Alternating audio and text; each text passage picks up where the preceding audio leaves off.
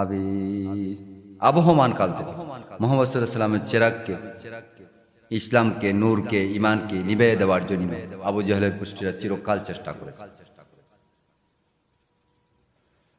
সব চেষ্টা, সব ষড়যন্ত্র কুরপুরের মতো উড়ে গেছে। মুহাম্মদ সাল্লাল্লাহু আলাইহি ওয়াসাল্লামের চেরাগ আজও টিম টিম করে জ্বলতে রয়েছে।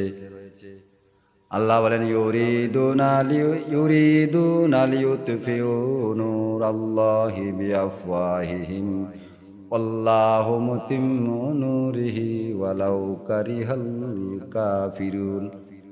ওরা চায় মুখের ফু দিয়া আমার আলোটাকে নির্বাপিত করে দেবে। কাফের, বেঈমান, মুনাফিকরা তারা চায় আমার আলোটাকে ফু দিয়া নির্বাপিত করে দেবে। আল্লাহ বলেন, ওয়াল্লাহু মুতিম্মু নূরি, আমি আমার নূরকে পূর্ণতা দান